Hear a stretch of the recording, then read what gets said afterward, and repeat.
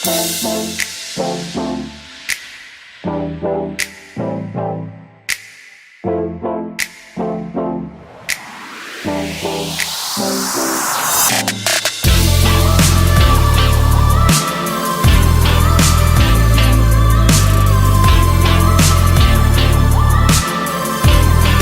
so good morning. So andito tayo ngayon sa Cabanatuan. Minitap natin si Sir dito sa SM Cabanatuan.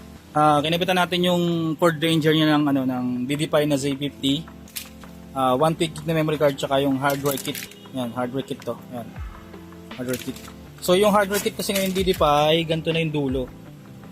Yan, ganito yung dulo. So ginamitan natin siya ng ibang fuse kasi hindi siya obra kay Ford. Ford Ranger, Ford Territory tsaka Ford Everest yan, hindi siya obra. So ginamitan ng iba. So kapag hardware kit tayo, hindi natin ginamit yung secret port ito. Yan, so naka-spare yan. Yan, hindi natin ginamit. So mas malinis ang wiring kasi walang lumabas na wire dito sa may baba. Yan, sa anong compartment para lumabas. Yan. Yan. Okay. So pag hardware kit tayo, naka-activate yung kanyang 24/7 recording. Ayan. So mamaya pakita ko sa inyo 24/7 recording. Ito muna. So pakita ko muna sa inyo itong wiring niya dito. Ayan. So ito yung lumabas sa wire dyan. So pinalagay ni Sir sa likod ng rear view mirror. So ito yung view niya kapag driving ka. Kasi wala ka na rin makita na parang dashcam. So ito na yung main unit natin. So ngayon recording siya. Ayan. So recording. Ito yung recording. So yun yung harap. Ay wala yung display. Ayan yung harap. Ito yung likod.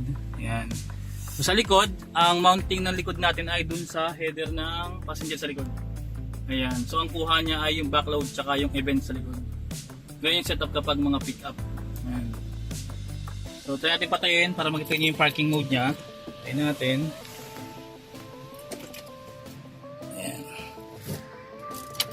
Ayan. So parking mode niya. Ayan. Then mamamatay na yung display. Pero nakailaw yung kanyang indicator. Yan. So means recording yan. Yan. At the same time, yung likod na camera naka-green. Yan. So naka-green yan.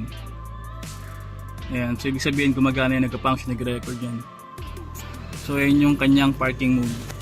So ganito yung setup kay Ford Territory. Ford Ranger yan.